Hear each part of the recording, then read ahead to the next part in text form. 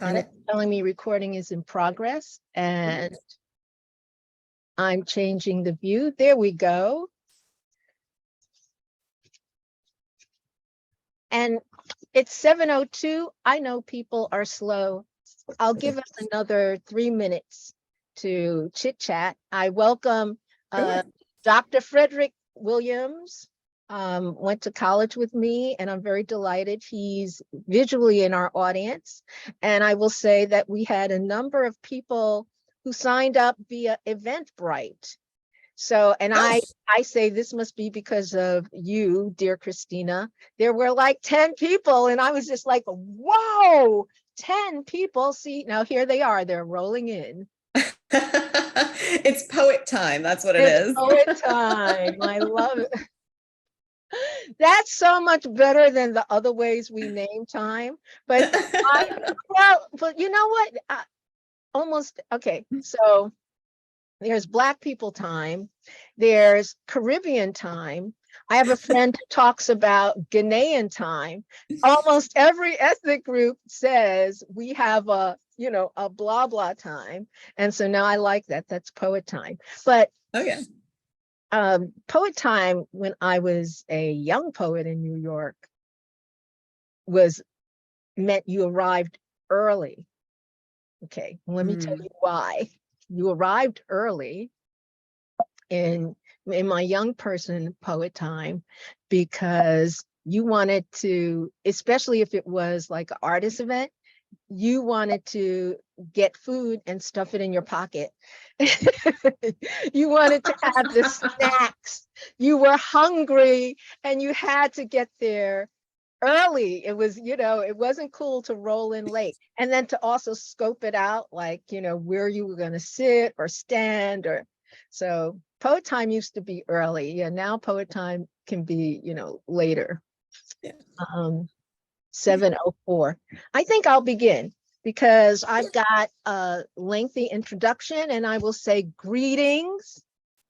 I'm Akua Lezli Hope, speaking to you from the ancestral lands of the Onondaga, also known as the Seneca, keepers of the Western Door in the area currently called the Southern Finger Lakes region of New York State.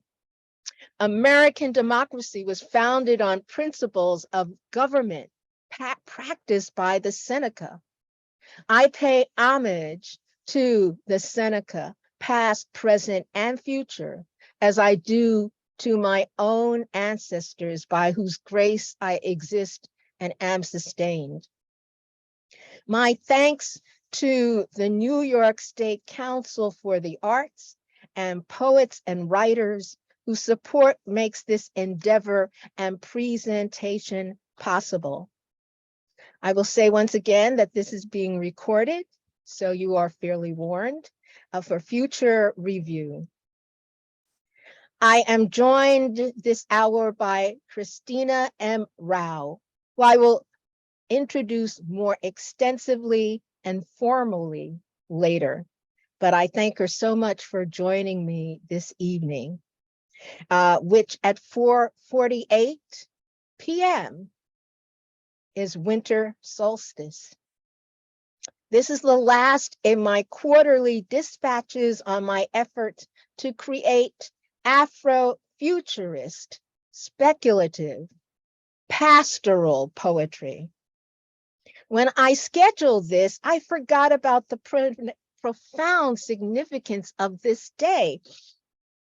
It is solstice, the day of longest night, and the birthday of my most beloved, best daddy in the world, father. He no longer exists on this plane, but in my being, he remains. I've always felt that if I could make it to and through this date, I could make it ever onward. I've yet to see anyone of his like depicted in any media form. And watching some show, always noting the endless failings of other fathers, I weep being reminded of the thing I could not create. He used to say, you didn't ask to be born, but part of me likes to think that I had some soul forethought and chose him, because I can't conceive of the unbelievable luck of the draw that I, a Black female born in mid-century, 20th century America, had someone so feminist before I even knew the word, so affirming, supportive, instructive, mentoring, and wise. And to keep myself on topic, he gave me permission to read Animal Farm in the 4th grade, 1984 in the 5th grade, and Brave New World in the 6th grade. He bought me a subscription to Analog when I was 12 years old. We had 3 encyclopedias so we could cross-reference, and in those unimaginably primitive pre-computer days, we had this kind of spinning device that came from the World Book Encyclopedia so that we could do these manual quizzes and cross-reference information. He was my science fiction buddy, where we shared the love of many, but in particular, we loved Ray Bradbury. We loved to analyze and read him and discuss him. He was sheer delight. So maybe there was some of that in picking the 21st for this last, thinking about the speculative and Afrofuturism. Here's a scifaiku about him, sort of. Heritage. Witch man, son of Obeah woman, survives World War III. Heritage. Which man, son of Obeah woman, survives World War III. Waking daddy. He was always tired, worn out, grabbing a few hours sleep by day for long, wearying work at night. We sent the littlest one to wake him. He could recognize her tiny fists, her fierce, high-pitched commands, and would answer her impatient summons sweetly. When she called, he would leave the nightmares he revisited. Oh, okay, baby. And not report what he told us. A red, multi-armed mutant hovering at the end of the block, ready to snatch any in proximity. The invisible war waged with hostile aliens that shred concrete and flesh, or the remembrance of when he was taken and returned by the East River or the dirty Hudson, maybe both, long ago, before he made us, his gang of wild and weary children, nervous but inoculated. Waking daddy.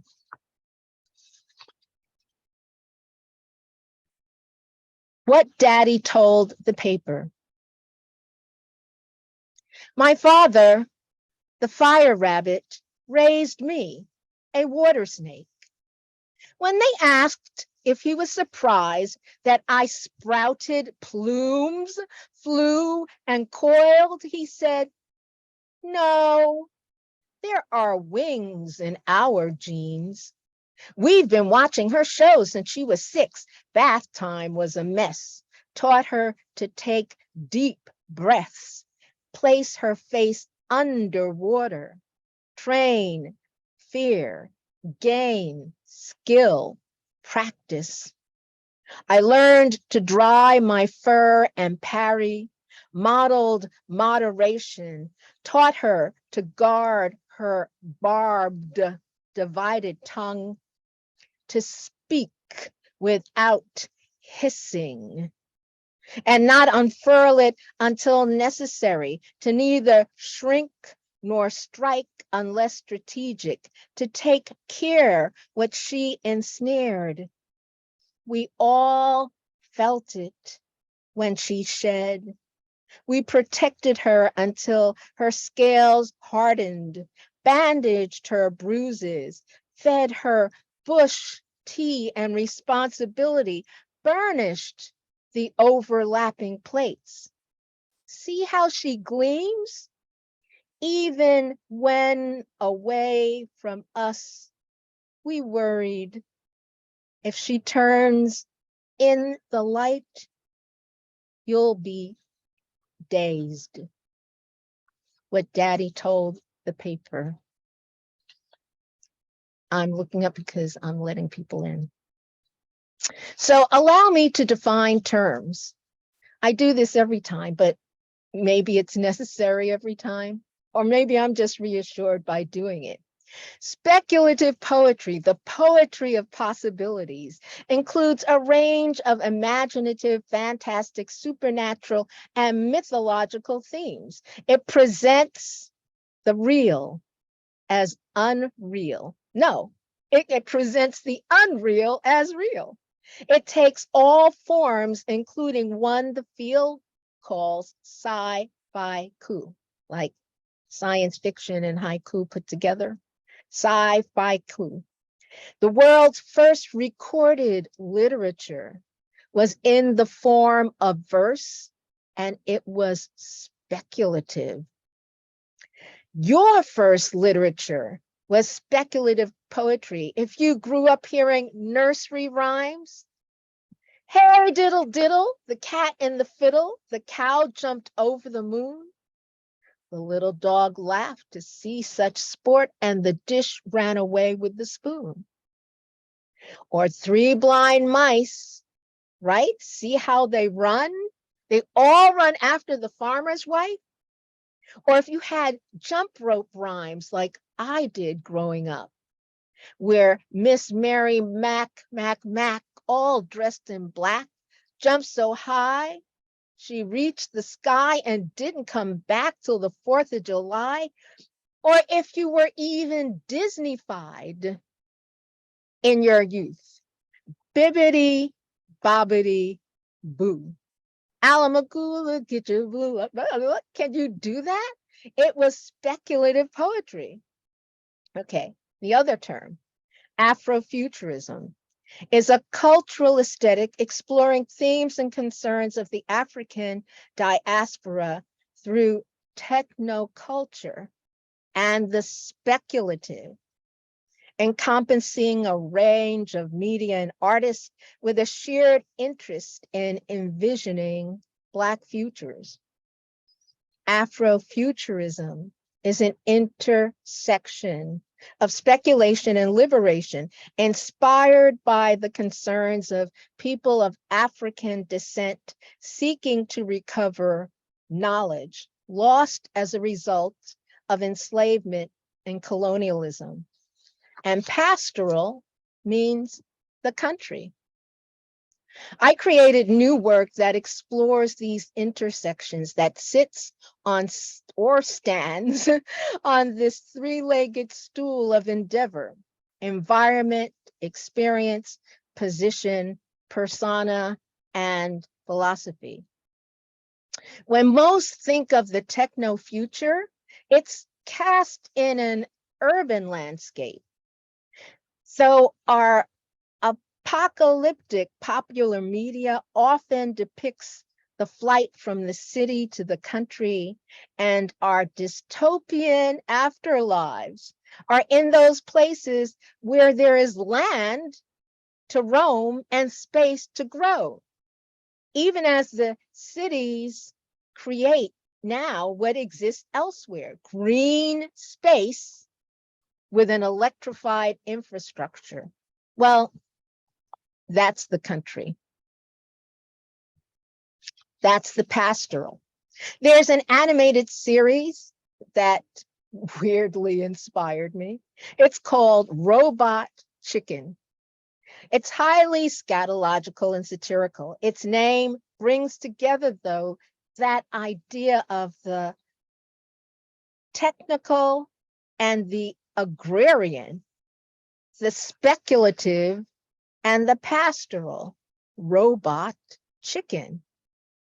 Now, in people brought here to work the land, whose pilfered, unremunerated labor filled the coffers of democracy, the knowledge of both the robot and the chicken coexist.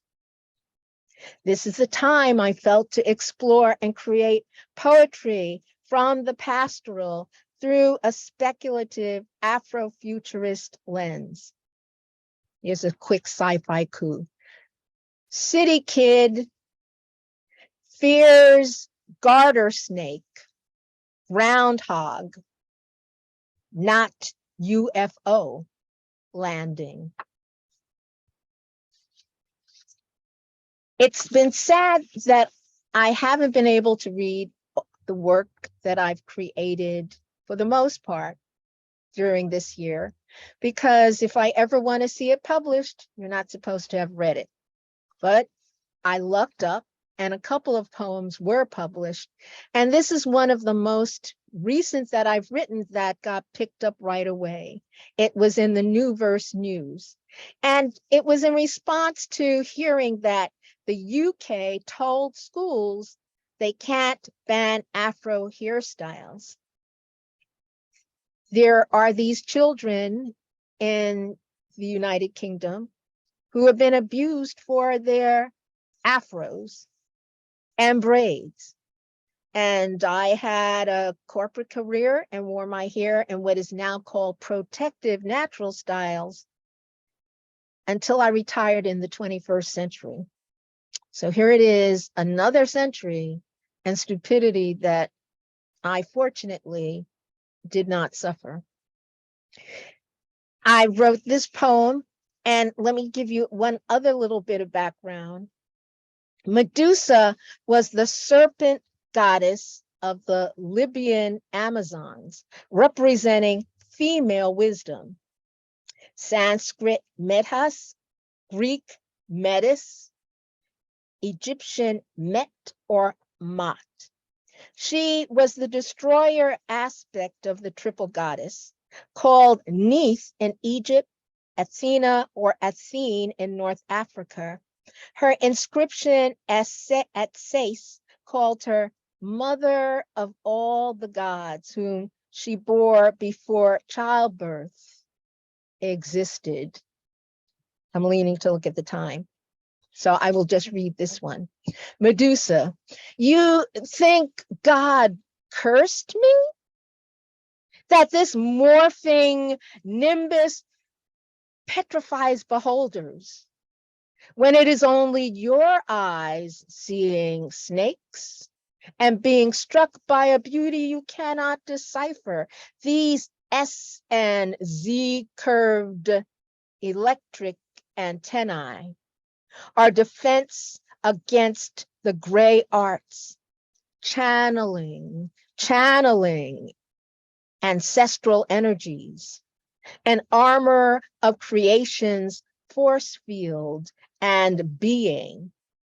Remove your transgressive hands or feel the casual stinging shrapnel from misbelief shattering against truth. Medusa, for the children of color in the UK.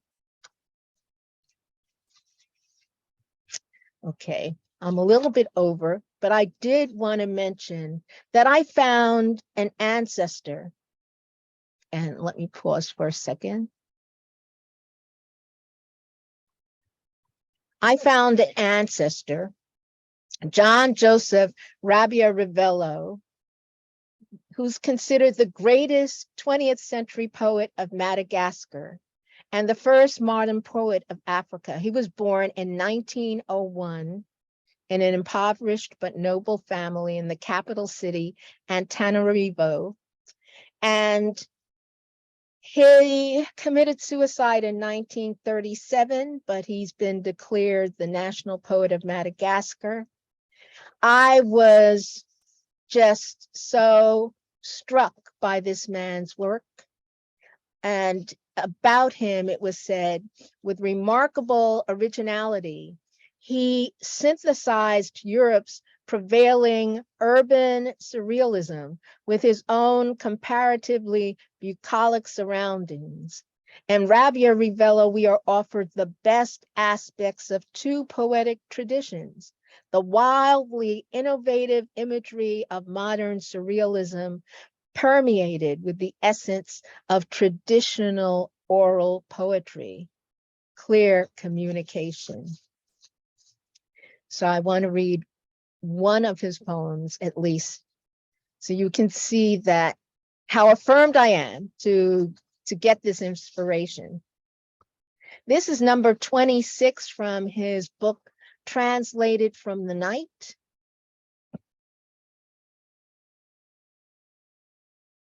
You built a tower under the wind. Then you crouched on the water, oh, faceless queen. The cusp of your crown challenges what will become rain, and your misty diamonds are made of stars and nothing but stars. Oh, beautiful soul of whatever changes, both sister and daughter.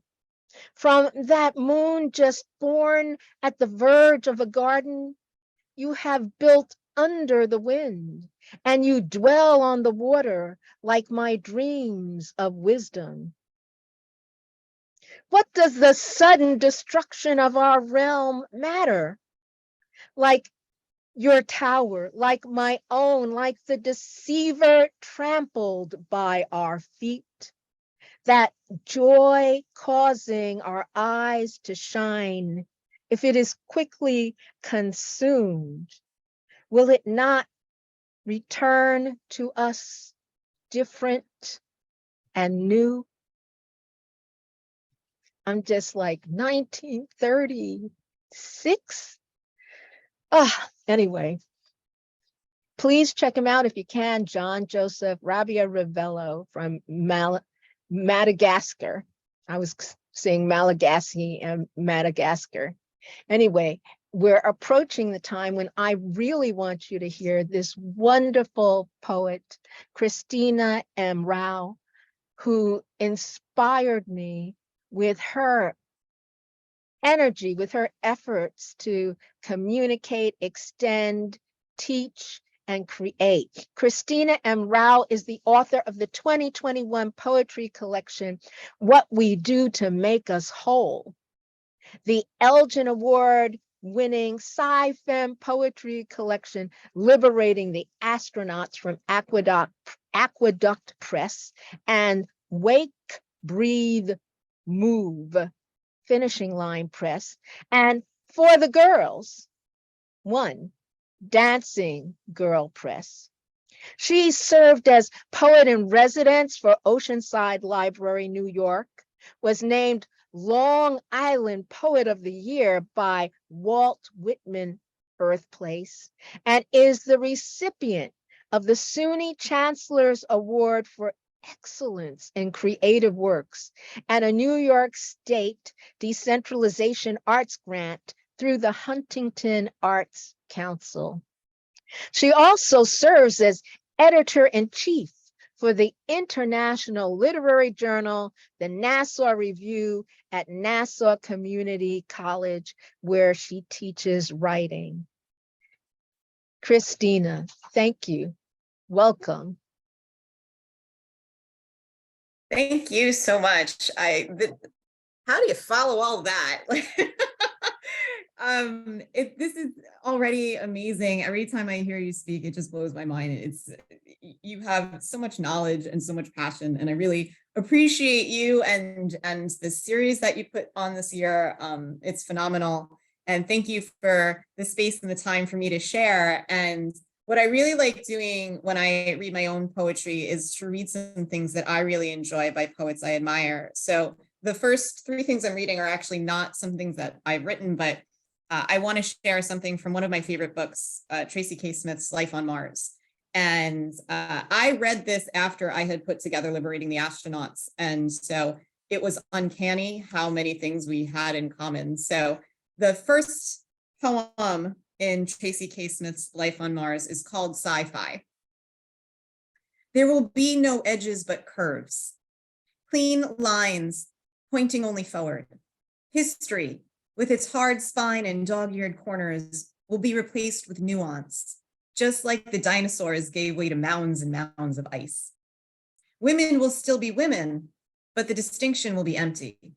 Sex, having outlived every threat, will gratify only the mind, which is where it will exist. For kicks, we'll dance for ourselves before mirrors studded with golden bulbs.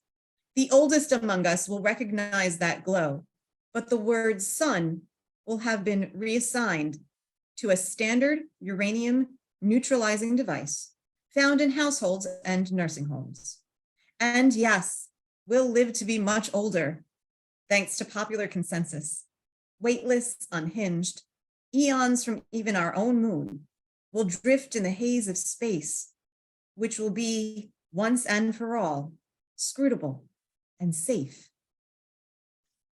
So it's an amazing book, so definitely pick that one up. And this is another poet whom I love to gush about. Her name is Alexis Pauline Gumbs. And yeah, I always bring her up. And she wrote a trilogy.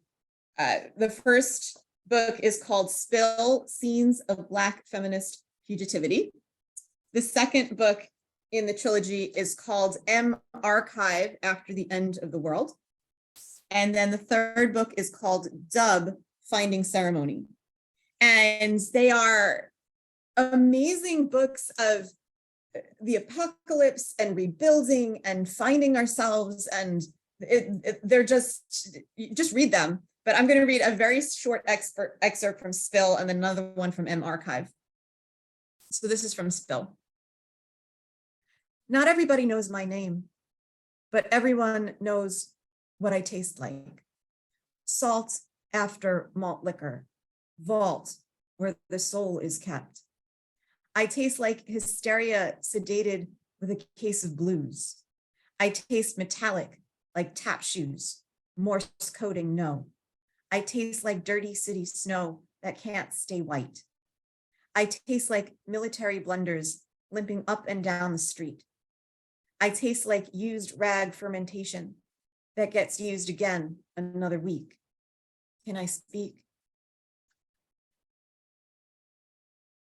And then in the sequel to that, this is from Archive. This is the Archive of Dirt. They came with sugar, not of sugarcane. Sweetness not of cotton, but of air. They came with cakes not funneled down to grease with layers like clouds. They came every day like it was their birthday or yours, one or both. That was when they first came. And then they came with salt, with water and blood to wash you. They came with spit and sand to shine you. They came with cleansing first in mind and woke your soul with it. Next time they come, I hope they bring soil and green, soothe for the roots. I hope they bring dirt and depth and plant us in it. We could sure use the grounding for remembering Earth. And a lot of what I write is about sciencey stuff because science has the best words, but also science and space, outer space, and that's where it gets like a little sci-fi. And then also there's this other idea of otherworldliness with like nymphs and gnomes and woodland creatures. And then we have this other idea of speculative ideas of like, what if there were superheroes that roamed the earth? So there's a lot of that interweaving in a lot of my work. But the next, what I'm actually going to read from by me is from Liberating the Astronauts. And this has an epigraph. So I'll read that first. There are stars that still shine because their light is trapped in time. Where do I stand in this light, which does not strictly exist? than 11 in Don DeLillo's Cosmopolis. This is called the gradual pull. Out of nothing comes nothing, not even the dark, not even the dead, astride chariots and palominos, ghost spirits that send souls up to ghost ships in twilight green above seas. Out of nothing, nothing comes, not sound, not a whisper, not a sigh of great men, exasperated, withdrawn, defeated, expended, no buzz of fireflies in Japanese lore, after bombings or in backyards, caught hand over plastic cup. No silence either, not calm, no peace. Out of nothing comes nothing, not terror nor thieves of men, not shreds of mankind, no necrotic human skin, lamb flesh, fat fell from bone, no stench of infinite cells rotting, blooming being. Out of nothing, nothing comes, no faith rooted deep into mahogany idols, not even oils burnt on canvas tarps, no sour lick off fresh cut stem. Out of comes the pause of lack of time, a gradual pull. From comes simply that.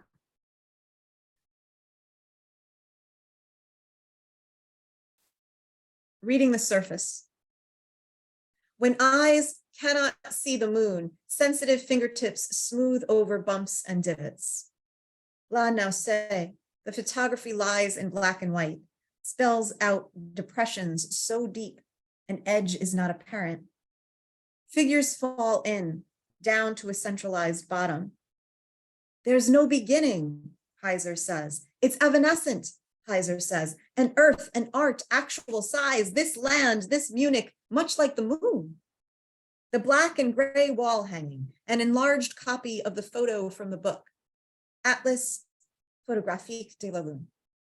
A surface with circular craters rounds out against blank space. This moon stays small while Earth, up close and floor to ceiling projections, become so large they haunt. It gets fuzzy that close. It moves, turns into pieces, touchable, seems to be rocky and rough, but turns out canvas smooth. When eyes can see the earth, the moon, the night comes to close it down. Projectors whir to a cooling dark. Empty space remains. And recently I got my hair chopped, but this is my one costume change. This is my mermaid hair. It used to be like 4 more inches, but this is my mermaid hair. I'll do my mermaid poem so we could like switch into like little creatures. Mermaid on the moon, now nestled in the sea of tranquility. Her glances back at earth in frequent black longing. A soul with a body, not a body with a soul, she says. She tells herself a long way from Assyria, long time since goddesses took humans as lovers. So long ago, she still trembles with the weight. Float in anti-gravity despite the heavy core, she tells herself. A mistake, an accident, years and penance can heal. Gray pocked rock, crags and hills, and hidden vales. The last refuge of escape. First, she wept a pool of aquamarine drops, but then, finally, the mermaid grew wings. So to transition into these creatures, and there's so much folklore where all of these otherworldly things exist, and this like folklore from across the globe. It's so interesting. And like a few years back, I got into like reading everything, and I took a little bit of each little lore and made a poem out of it. So this one that I'm going to read next appeared in a magazine that is now no longer publishing, but it is in a magazine. You can find the back issues. It's called Flapper House. And so this was, I believe, in a 2016 or 2017 issue. This is called Washerwomen. They sing a dull, sad song, preparing sheets to shroud the dead. Men can't resist a moon dance, a ripple dance, long white hair. The women weave it to make the sheets they wash. They wear tattered dresses, black and gray, subsist on night and liquid, act kindly to those pure of heart, and those at peace, and those who dream and walk the moon. From caves underground, they emerge beside stagnant waters. They offer cleansing to those who discard the harmony of the night. They pull sinners close. Pretty day faces wrinkle at dark. Sins fade only below the surface, twisted in damp sheets. These shrouds are for sins. Sometimes the women are only shadows.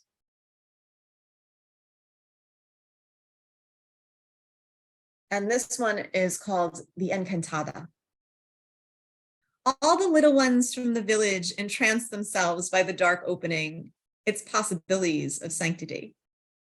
Without a torch, deeper into earth, where shade lives strongest, all things suddenly turn transparent, bright, white, light, all the rainbow, all at once. One luminous fairy, her face the stars, their bodies blind in the glow. She combs her hair, they watch.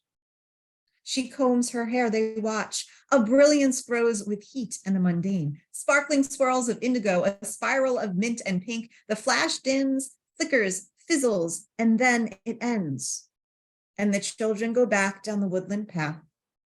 They stumble over the same stones they navigated before. They all nestle back into their blankets, except now one bed remains empty.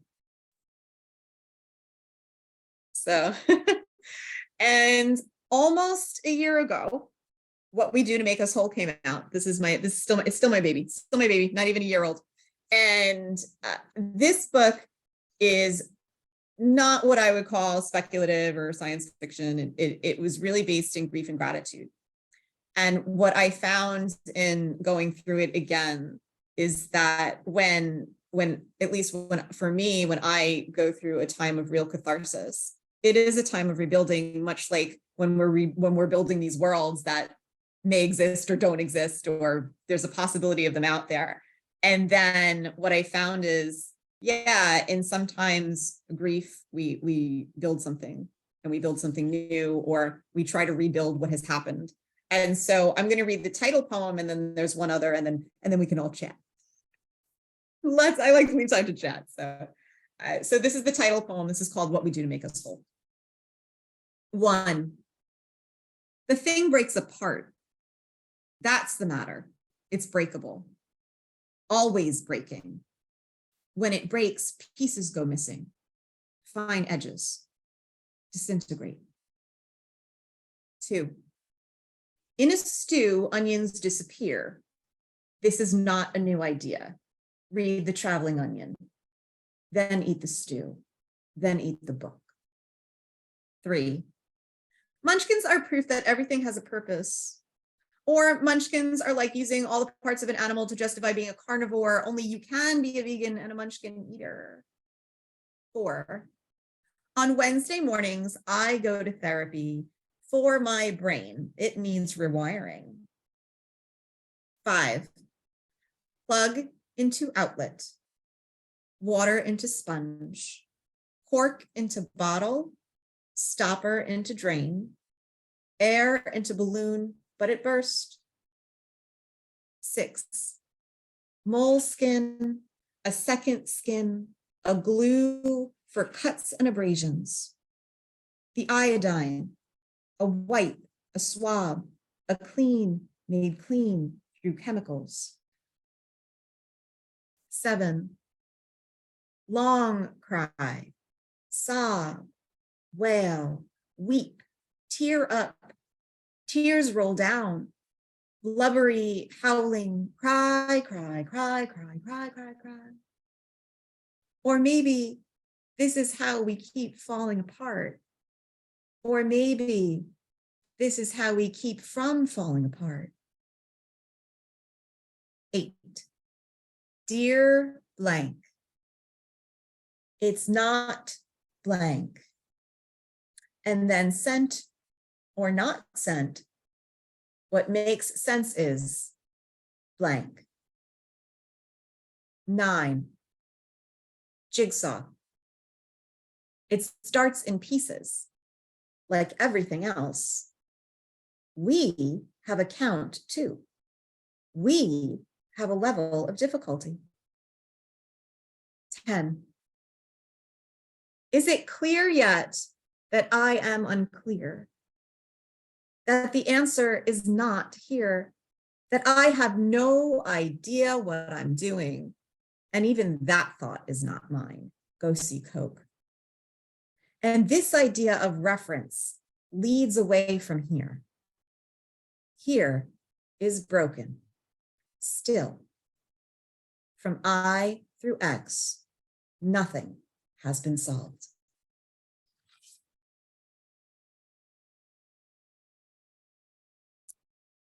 So I have, well, I'll read a very short one and then I'll read my last one. And this short one, this book is in 4 parts, and the part that I'm reading from, I don't know what part this is. I think I'm still reading from the first part. So yeah, this is the part where things start to turn around a little bit and they get a little happier. This is called 6 Weeks of Media Showers.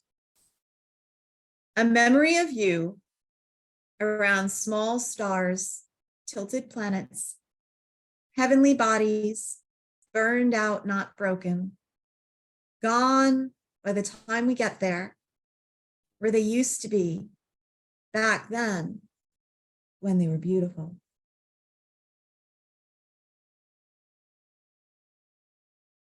So, and yeah, kind of coming full circle, which I actually just realized now, I'm reading a poem called Beyond Now, There's Then, and this was the first poem that I had published this year back in an online magazine. I don't remember which one it was, but I remember that this was like the first one that was published this year. So full circle, everybody, full circle. Yeah. So beyond now, there's then. Right now, it's low days. Quiet that quakes deep. The wanting felt all over, a body hurt, a body whole, the intricacy of circuits. Pathways carved out where all this stays. Right now, the minutes stretch, though the day has gone quick. It slows up, marking a box on a grid until they are all blue X's. Right now is here, this unsettled, feathered notion sitting at the bottom, an unstable foundation about to crumble, crash down. And then there has to be something beyond right here, right now. Otherwise, there's no point in sunrise, summer storms, or stars.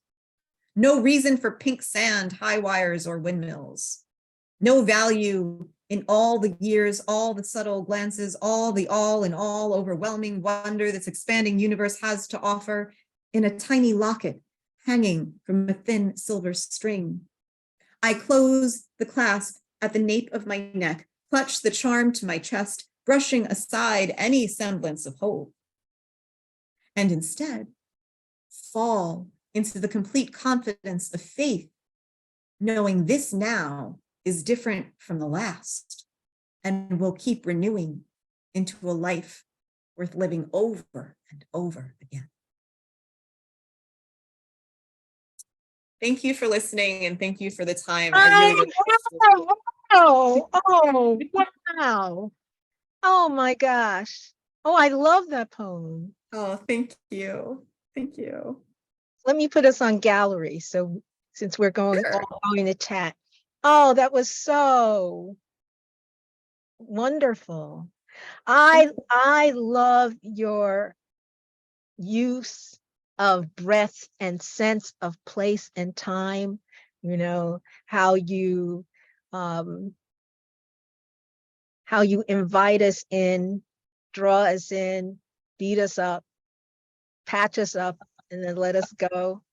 I love how you yeah, I like taking everybody along for the ride. Yeah, that we're all in it together. You're very much about the seduction. And what was funny to me is there, as you were reading the fairy poem, I was saying in my head, because you know, we're going along, you take us on the journey, and the kids, when they are returning, stumbling where they had walked smoothly. And I was just like, they let them all go, right? They didn't. And then at the end, I was like, boom, yeah, right. I knew that was gonna happen. I loved it because you seduced me into, well, I was rebelling because that's me. But I was just like, for the reader, it's like, oh, okay. This is, you know, this is not the usual, they entered the ring and they got lost, they all go home, and you saved it till the very end. And I was just like, I love that. I love your pacing and your time and how you do that. There was a poem I read recently, and I've lost my notes on the name of it, but it was online, you were talking about being, I think you were being in the city, but you also did what you do here lightly or deeply, which is engaging the senses. So I was like, oh my gosh, here's the list. Yes, we're going to taste that. You know, there's the onion and the stew. She's making sure that we're engaged through our senses. So in this one, it was something about smelling, and I was just like, oh, yeah, I haven't done enough. I have to put some smells in. You know, I have to make sure you smell it. You won't always taste it. You're not always going to eat it, but there's something about when you included, what did you say? It was okay, something about sage and something else burning. Do you know which poem I'm talking about? I don't, but I wish I did. Okay. I have my memory for my own writing, it's not even there. Like, people are like, oh yeah, you wrote that. I was like, don't remember writing that, but that sounds great.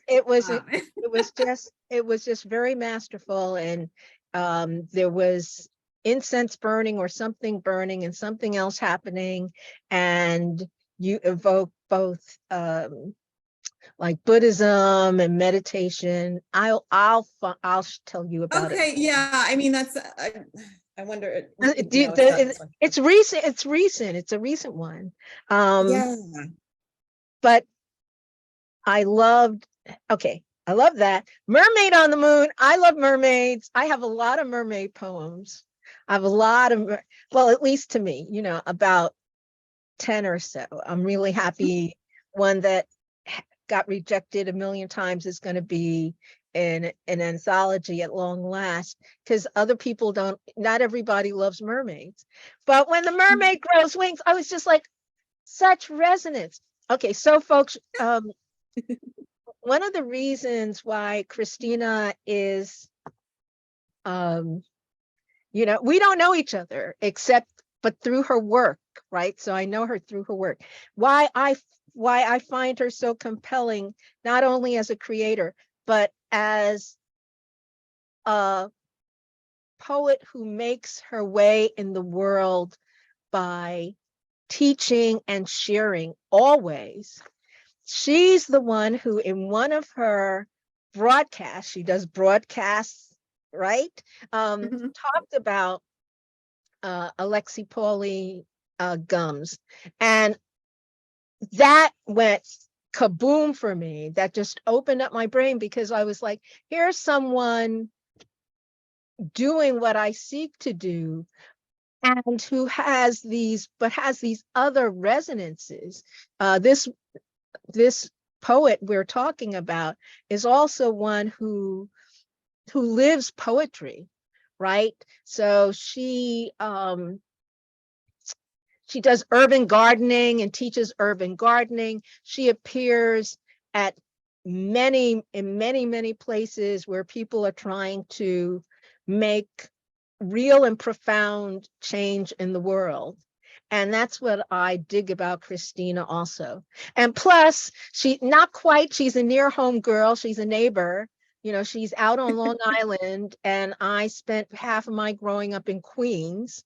So it's like she's neighborly in terms of that. I love that Long Island has someone like you doing all these great things. You're just phenomenal. Thank you so much. I'm so happy you're here. Thank you. She reads prodigiously, and that's something I need to do more of. I get tired though. I'm old and tired. So no, I mean, okay. So I've got this beautiful background, folks. So you don't see that. I'm looking. If I look off to the left, that's about 100 books to the left, and about another 100 books to the right, and that's not what's on the shelf. So I acquire them and I may look at them, but you know, the reading of them. My favorite of the three was what was that? I just heard a nice little ring. I have no clue what it is. Okay, my favorite of the three was Dub, though. Not M or Spill, but you know, the most recent one was my most favorite one. Yeah. And I think it's because, again, of her use of language and the way she does it. For your 1 through 9, you did that same, you know, that sucker punch at the end, right? That happened in the character. So now it's like, now now that I hear more of you, I'm learning your tricks. I'm like, oh, okay. Yeah. Yeah, I know how to end a poem. That's something that I can do. Yeah. Yeah. And I think it's supposed to like take everybody in. We all go on the journey together, you know. You all go on the journey. But like I said, but then you no, but I'm saying you seduce us and then you slap us. And I'm just like, so should I analyze this anymore? What? But it's a good time. Everybody has a good time in the end. That's true. We do, even if we're pricked awake. Even if you tell us it's only a dream, awaken. Any questions? Oh, I know what the ding was. John left. That was it. Somebody. Oh, okay. All right. I heard a little ding, and I was like, "What is that?" And one of the people here left. Okay. Any questions from anyone? We have 5 minutes left because I know Christina and I can just blah blah blah. But I'll silence myself for a moment. No, just smiling. Smiling's good. You can just unmute and yeah, clearer. I thought she might. Hi, thank you for coming. I think in both of your work, the idea of transition was interesting.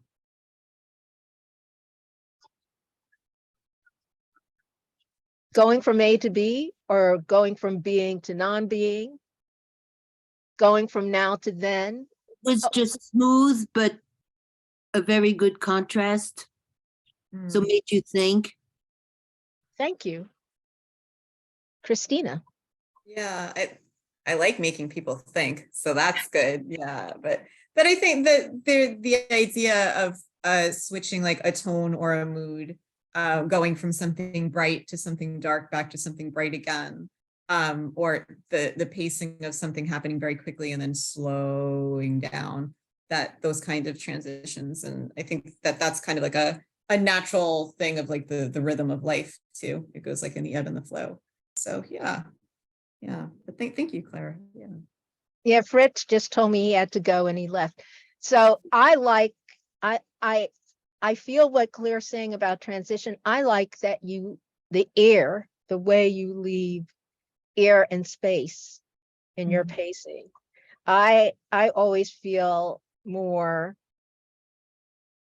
anxious and urgent, and I love how you change up your rhythms, right? Yeah, but also it's like finding a different voice for like the mermaid poem. clearly has a different voice from the washerwomen, which has a different voice from like I'm glad you mentioned the craftswomen. washerwomen. So Mhm. what are you, I've never heard of them before. Now, is this one that you made up, or is this one of, when you talked about looking at other mythologies and picking it up? I think about the fates weaving, but Mhm. that image of women weaving their hair into sheets Mhm. is Mhm. Yeah. so fabulous and striking, because what are sheets used for? I mean, so you evoke both life and death, the Mhm. bed and the making and the laying down, but also, the winding sheets. And I was like, is that some mythology, or is that your own Yeah, I mean, incredible yeah, image? none of the stuff that I do that's like creatures and critters, it's all based on like things that I've read about. And so Yeah. there's this lore of washerwomen who they look beautiful. It's kind of like the sirens. They're beautiful and they can lure people in. And so during the day, these women, they seem to be washing sheets and then they lure the men in, and then the men are like the men who are sinners are tempted by these women. But if you are pure of heart or you have peace in your heart, you won't be tempted by them. And so that's how they kind of they lure in just like the bad men. And then at night, you can see that they're not really beautiful at all. They're like these prone women that basically they shroud you in their hair, and then you die. You did Yes. evoke that. I did. I mean, you didn't, right? This is the prose of it, but the poetry did evoke all of that. That Yeah. was wonderful, but I've never heard of that before. I want to think about them. Is that Gallic or Irish? I don't remember, but what I can do is I'm going to send you some of the books that I read that I was looking through. I will send it to you, and I'll probably be able to find it that way. I read a bunch of different books that had different lores in it, and that was one of the ones that stood out. Like the Encantada too, like that. I didn't know about that until like I was reading about it, and I read like just a short version of each of these, and then poems came from that. And that is fabulous so world. that is so fabulous. I loved it. Oh, thanks. I love that. I Yeah. love that poem. You did that. You did that justice, because again, the prose that you just said to me, I mean, the explanation, but it was all there. I felt all of that. And that's what I love about poetry, though, that we evoke and invite the listener and the reader to go on this journey without actually saying, stand there, go there, turn left, turn right. But on the other hand, there's also a little delight when someone does stand there, turn left, turn right, and you didn't say stand there, turn left, turn right. It's nice when we evoke that. Yes, Claire.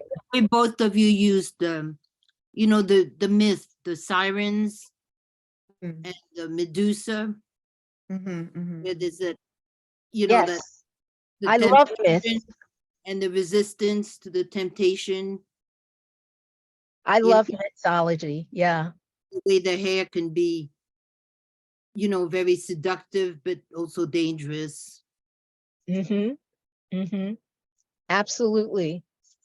I know. I love that poem. I loved how she did that. That was really, really cool. And Mermaids on the Moon, I'm just like, yeah, let's just put science fiction and fantasy together like that, right? So Why not? the moon was initially the province of our imaginings. And when I heard that, I was reminded how the moon has somehow been like taken from us, right? Because there's not a man in the moon. We know it's on the moon, right? And it's dust and it's rock. And so somehow the moon, which was this canvas for our imaginings that was snatched away by science, and that's a reclamation. So I love that reclamation of the moon and its centrality in our imaginings. Anyway, it's after 9. Thank you, Claire, for coming. Thank you, everyone else who's listening on Facebook and those who came and left. Thank you so much, Christina, for joining me. And this, my final installation, looking at Afrofuturist Pastoral Speculative Poetry and intersections and interstices and interactions. May you all be well, dwell in peace, have a happy holiday, stay safe and warm, and good night. Thank you. Bye. Thank you. Thank you. And I've got to get my thing to move. It's not moving. There we go. Bye.